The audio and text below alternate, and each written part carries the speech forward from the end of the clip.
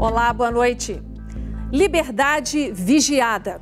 Andréa Neves, irmã de Aécio, o primo do senador afastado, Frederico Pacheco, e o ex-assessor parlamentar do senador Zezé Perrella saíram da penitenciária hoje para cumprir prisão domiciliar.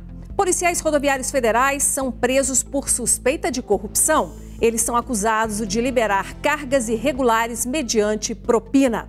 E uma pesquisa de interesse mundial desenvolvida aqui em Minas está parada por falta de dinheiro. E tem futebol, o Atlético tropeçou mais uma vez no Brasileirão e o Cruzeiro enfrenta a Ponte Preta daqui a pouco. Esses são alguns destaques do jornal Band Minas, que começa agora.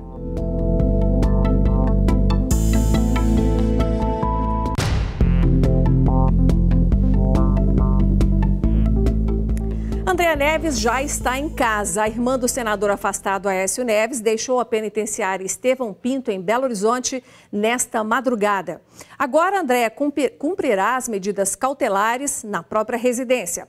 Frederico Pacheco, primo de Aécio, e também o ex-assessor parlamentar do senador Zezé Perrella deixaram a prisão hoje. Após ficar 35 dias presa, Andréa Neves deixou a penitenciária feminina Estevão Pinto, na região leste de Belo Horizonte, no meio da madrugada. Frederico Pacheco, primo de Aécio Neves, e Menderson Souza Lima, ex-assessor parlamentar do senador Zezé Perrella, também receberam o mesmo benefício de prisão domiciliar. A decisão de converter a prisão preventiva em prisão domiciliar partiu dos ministros da primeira turma do Supremo Tribunal Federal na última terça-feira. Além de ficarem confinados em casa e eletronicamente monitorados, os investigados estão proibidos de ter contato uns com os outros. Assim como Andréa, Frederico e Menderson fizeram exame de corpo de delito no IML da capital, já portando tornozeleiras eletrônicas antes de irem para casa. Segundo a defesa de Andréa Neves, a prisão domiciliar é por tempo indeterminado até que as investigações sejam concluídas. Enquanto nós tivermos um inquérito em andamento, ela permanece presa para aguardar o desenvolvimento das investigações. Essa foi a finalidade da decisão do Supremo de adotar essa medida cautelar da substituição da prisão preventiva pela prisão domiciliar com monitoramento por tornozeleira eletrônica. Sobre deixar o complexo penitenciário no meio da madrugada, o advogado afirma que o procedimento é comum. Esse documento chegou em Belo Horizonte depois das 8 horas da noite. E a delegada que estava de plantão entendeu que ela tinha a obrigação de cumprir imediatamente a ordem do Supremo Tribunal Federal e decidiu por dar execução à ordem durante a noite. Andréa Neves, Frederico Pacheco e Menderson Lima são investigados junto com Aécio Neves por suposta prática de corrupção, organização criminosa e embaraço às investigações, após denúncia do Procurador-Geral da República, Rodrigo Janot, ao STF. De acordo com o advogado de defesa de Andréa, a cliente dele é investigada por corrupção passiva. Policiais rodoviários federais são presos por suspeita de corrupção em estradas mineiras. A Operação Domiciano, comandada pela Polícia Federal com o apoio da Polícia Rodoviária Federal, foi realizada na manhã de hoje, cumprindo 19 mandados de prisão preventiva e 33 mandados de busca e apreensão em todo o estado. Dos 19 presos, 4 são empresários e 15 policiais rodoviários federais, lotados nas unidades operacionais de Uberlândia, Araguari e Monte Alegre. Os policiais são suspeitos de praticarem corrupção contra motoristas. Fizemos a atuação, encaminhamos o material probatório para a Justiça, o juiz concordou e expediu os mandados. Os acusados pediam propina de motoristas que transitavam de forma irregular, deixando de registrar a ocorrência. Quando não obtinha êxito na propina, encaminhavam o veículo para o pátio. E cada policial recebia uma espécie de comissão por carro apreendido. Tinha uma certa parceria com o pátio, com o guincho, algumas situações nesse sentido. O que faziam? Eles retinham os veículos e, de alguma forma, certamente auferiam algum lucro por conta desses empresários que faziam essa parceria com esses policiais que cometiam os desvios de conduta. Dos 15 policiais, 8 foram presos em serviço. Todos foram levados inicialmente para a sede da Polícia Federal em Uberlândia. Neste momento, o ônibus que vai conduzir os policiais que foram presos para Belo Horizonte está saindo aqui da sede da Polícia Federal em Uberlândia. Eles vão ser levados até o aeroporto da cidade, onde o avião da Polícia Federal os aguarda. No total dentro desse ônibus estão 19 pessoas, 15 policiais rodoviários federais e 4 empresários que foram presos nessa operação na manhã desta quinta-feira. A repórter Luciele Melo acompanhou a chegada dos presos. Escoltado por viaturas da Polícia Rodoviária Federal, o micro-ônibus chegou ao aeroporto de Uberlândia por volta de 1h30 da tarde. A aeronave da Polícia Federal já aguardava os conduzidos. Ao todo, foram 7 meses de investigação. Além dos policiais, estavam presentes também 7 auditores da Controladoria Geral da União. O avião da Polícia Federal, que fez o transporte de todos eles, só decolou aqui de Uberlândia às 3 horas da tarde. Esses policiais, por não haver disponibilidade no presídio em nossa cidade, no Jaci de Assis, eles serão levados a Belo Horizonte. Já foi comunicado ao secretário de Estado do Sistema Prisional, serão levados para Belo Horizonte, onde serão abrigados em alguma unidade da capital, a critério do secretário, já que os presos policiais não podem ficar misturados com presos comuns. São 15 prisões preventivas decretadas pelo Juízo Federal da 2ª Vara de Uberlândia. Nós conversamos com o superintendente da Polícia Rodoviária Federal de Minas Gerais, o Rafael Aquino Soares. E segundo ele, a polícia só conseguiu descobrir as falcatruas porque foi feita uma denúncia anônima. Agiu de forma isolada, não havia um conluio ou uma forma organizada de atuar, ou seja, cada um atuava mais ou menos de forma independente. O processo segue pela via correcional, será feito o processo administrativo disciplinar e comprovado a conduta delituosa de todos eles, é um processo que pode culminar na demissão de todos eles. 2 suspeitos de cometer vários roubos a cargas de medicamentos no estado foram presos nesta manhã pela polícia. Vamos falar ao vivo com o repórter Marcelo Silveira, que tem mais detalhes. Vamos lá, Marcelo, quais são as informações desse caso? Boa noite. Pois é, Inácia, boa noite para você, boa noite para todo mundo. Essa dupla é suspeita de causar um rombo aí de cerca de R$200 mil a transportadoras de remédios aqui em Minas Gerais. De acordo com a polícia, eles são suspeitos de 8 crimes desse tipo. Eles agiam sempre da mesma forma, chegavam num carro de passeio, um deles descia e abordava o condutor dessa transportadora com uma arma falsificada. Eles levavam o caminhão para uma cidade vizinha, onde concluíam todo o roubo da carga. Agora a polícia quer saber, Inácia, quem são os receptadores de todo esse produto e eles já estão com as investigações bem avançadas, viu? Certo, Marcelo, e aproveitando ainda falando da área de saúde, eu quero saber de você uma informação, se você pode confirmar para a gente, porque nós demos aqui no jornal, nesta semana, a notícia de que aquelas fitas de medição de glicemia para diabéticos estão praticamente em falta em todos os postos de Belo Horizonte, mas parece que hoje o prefeito Alexandre Calil tomou uma decisão em relação a isso. Que decisão foi essa? É verdade. É até um pouco engraçado porque ele postou isso nas redes sociais. Vocês vão ver aí a postagem na televisão. Ele foi até um pouco irônico e quase soltou um palavrão aí nessa postagem, viu? Ele falou que resolveria isso de qualquer forma e pessoalmente. E parece que acabou resolvendo mesmo, viu, Inácia? 250 mil fitinhas já estão sendo disponibilizadas por meio de um contrato emergencial. De acordo com a Prefeitura, elas devem durar até o próximo mês, quando será feita uma nova licitação por conta dessas fitinhas para os diabéticos, viu? É um alívio pequeno, mas já ajuda. Continuando ainda na saúde, Marcelo, hoje Belo Horizonte parece que ganhou aí um passo a mais na questão do leite materno, que é uma inovação lá do Sofia Feldman. Qual é, então, esse dado completo para o nosso telespectador? É verdade, viu? Foi inaugurado finalmente o espaço que vai trabalhar esse leite materno lá no Hospital Sofia Feldman, uma referência em maternidade não só aqui em Belo Horizonte, mas também em todo o estado. A partir de agora, todo o leite doado pelas mães será pasteurizado lá no local e devolvido aos bebês que necessitam lá do Sofia Feldman. Antes, esse material ia para o Odete Valadares e voltava só a metade, mas agora 100% do leite doado ficará lá para a alegria das mamães e também dos bebês, viu, Inácia? Que bom. Obrigada, Marcelo. Obrigada pelo giro. Bom, e no próximo bloco vamos falar de futebol, tudo sobre o empate do Atlético em casa com o Sport e a expectativa para o jogo do Cruzeiro daqui a pouco contra a Ponte Preta. E ainda, pesquisas da vacina contra cocaína e crack estão paradas na UFMG por falta de dinheiro.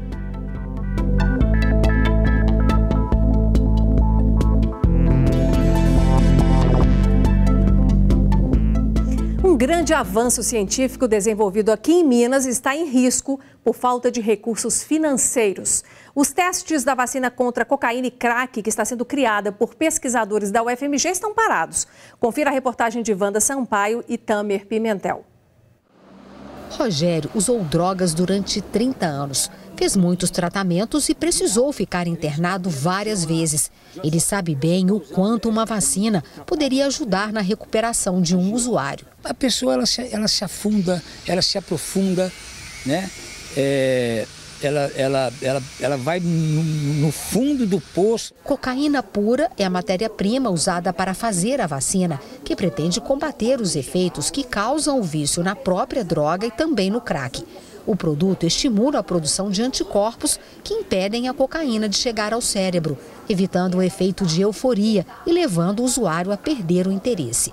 Os pesquisadores da Universidade Federal de Minas Gerais já concluíram os testes em camundongos e tiveram resultados promissores. Ao ser administrada, ela vai estimular o seu sistema imunológico a produzir anticorpos anti-cocaína. Esses anticorpos irão impedir que a cocaína chegue até o cérebro. Se ela não chega no seu alvo biológico, ela não vai exercer o seu efeito.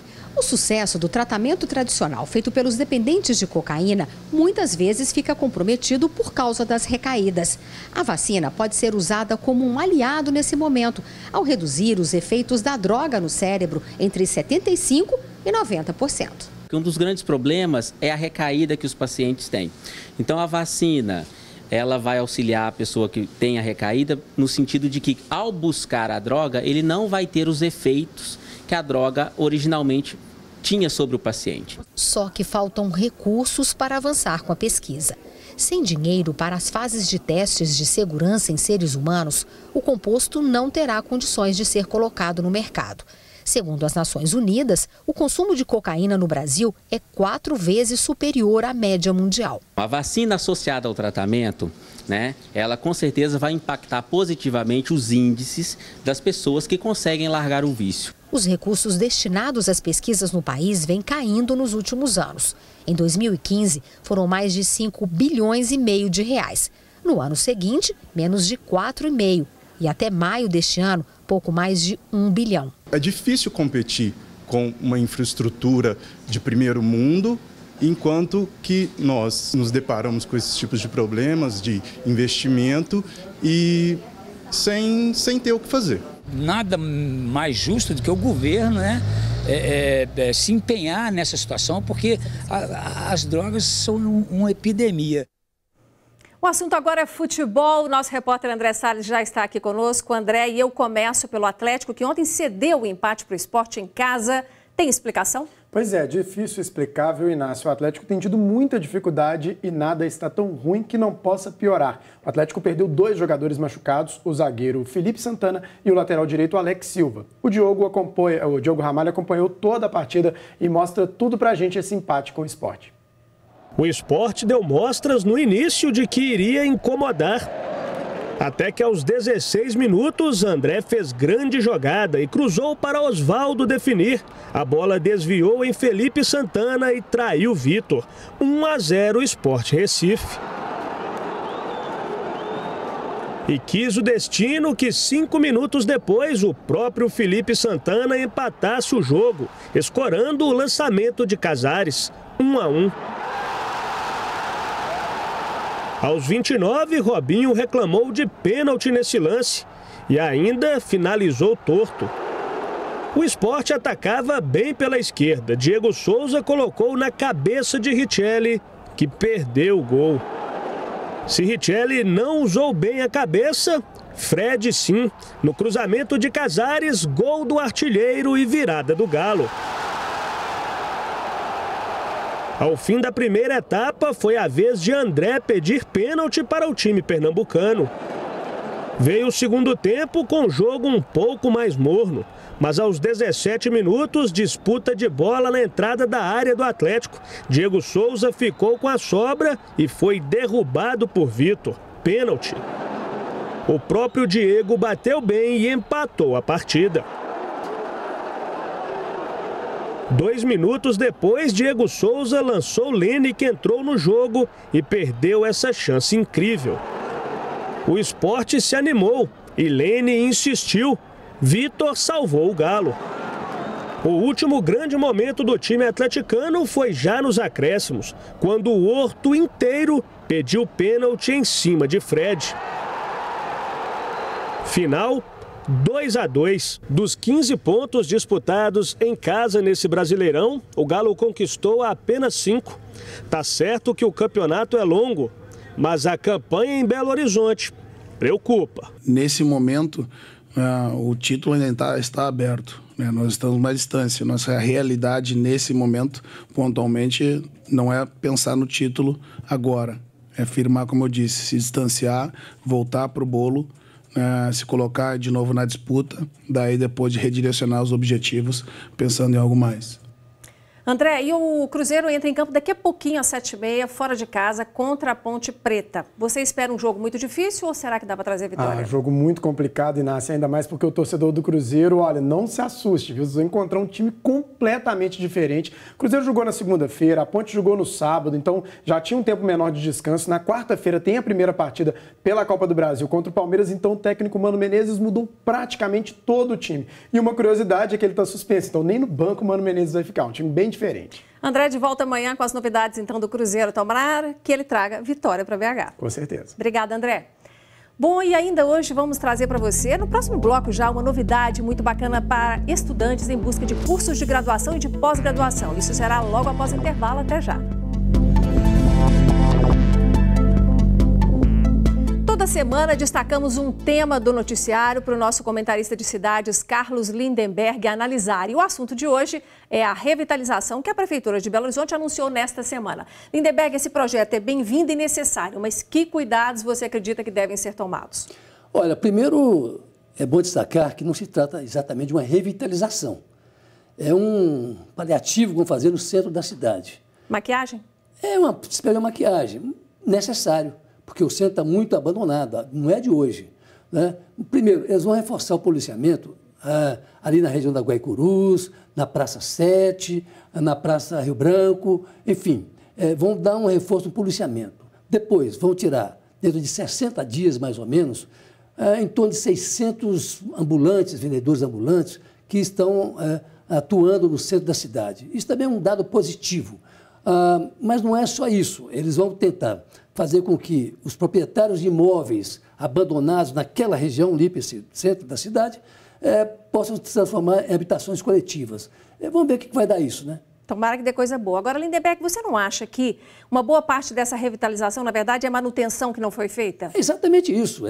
Degradou o centro da cidade. Isso é isso. Não tem nada mais de novo. Agora, precisa chamar a atenção também do prefeito, principalmente com relação aos passeios da cidade. E não apenas no centro da cidade, nos bairros também. Os passeios estão intransitáveis. Crianças, pessoas com dificuldade de locomoção, senhoras com carrinho de bebê não conseguem andar. Portanto, é preciso que hajam, olhem não só o centro da cidade, mas também essa questão dos bairros, sobretudo nas calçadas. Excelente. Vamos trazer esse assunto aqui depois para a gente falar mais. Obrigada, Lindenberg. Até semana que vem. Boa noite. Bom, e agora você vai conferir dicas de programas culturais para o fim de semana com Luciana Viana. Entre os destaques, Padre Fábio de Mello se apresenta em Belo Horizonte e o Grupo Galpão assume o palco com a peça Tio Vânia. A gente já começa com uma grande festa no filme Meus 15 Anos. Bia, a debutante, só tem um problema. Sonhadora e apaixonada por música, ela não tem muitos amigos para convidar por ser pouco popular na escola. Mas ela vai contar com a ajuda de um grande e único amigo e do pai dela também, o Edu, para mudar essa situação. Baseado em um best-seller, O Círculo, com Emma Watson e Tom Hanks, conta a história de uma empresa poderosa que atua no ramo da internet, conectando e-mails de usuários, compras e todos os outros detalhes da vida das pessoas. A jovem é chamada para trabalhar lá, só que ela não sabia que a função dela seria bem diferente do que estava pensando. Outro filme é Na Mira do Atirador, que mostra 2 soldados americanos encurralados por um atirador iraquiano com nada além de uma parede em ruínas entre eles. A batalha envolve inteligência e precisão. E já está em cartaz a Mostra de Cinema da histórica Ouro Preto. A cidade, patrimônio da humanidade, vira palco da sétima arte, com vasta programação de graça de filmes em pré-estreias, retrospectivas históricas e mostras temáticas. A programação completa no site cineop.com.br. Toninho Horta recebe convidados especiais em um grande show nesta sexta-feira, às 9 da noite, no Teatro Bradesco. Ingressos R$ 40,00 a inteira. O projeto Eu Criança no Museu do Memorial Minas Gerais Vale, na Praça da Liberdade, acontece nesse domingo, a partir das 11 horas da manhã. Vai ter festança junina com arraialzinho do memorial e um show lúdico com canções, danças, intervenções circenses, e também muitas brincadeiras. A entrada é gratuita. Não só a criançada, mas os adultos também vão gostar dessa exposição. Arte mágica em 3D, em cartaz com entrada franca no BH Shopping, com temas como mordida de tubarão, voo de dragão, queda livre, entre outros. Os visitantes terão a impressão de que estão vivendo situações mágicas e inusitadas. As pinturas que compõem a exposição foram feitas na Itália, até este domingo, de 10 da manhã às 10 da noite. O Galpão apresenta o espetáculo Tio Vânia no Teatro Francisco Nunes, em comemoração aos 35 anos do grupo. De hoje a sábado, às 8 da noite e domingo, às 7. Ingressos R$ 15,00 a meia entrada.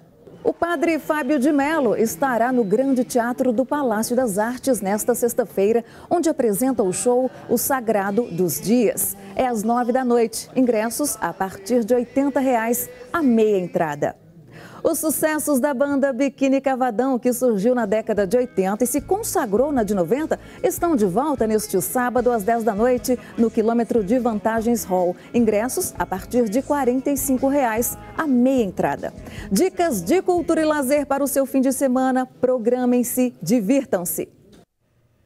Imaginem ter todas as informações sobre as faculdades em um só lugar, pois foi lançado hoje em Belo Horizonte um serviço que promete facilitar a vida de estudantes e de escolas. Gabriel está estudando muito para fazer o vestibular no meio do ano. O curso ele já escolheu, mas a instituição em que vai estudar ainda gera dúvidas. Acaba sendo um pouco complicado, um pouco complexo, às vezes os sites, um pouco confuso e às vezes propagandas muito tendenciosas, E a gente não consegue saber o que é de verdade e o que não é, Para ajudar estudantes de todo o país, o William criou um site que reúne todas as informações sobre cursos de graduação e pós-graduação, além de faculdades, num só ambiente virtual. É o Beduca, um site de busca especializado em educação. É um buscador de instituições de ensino e cursos.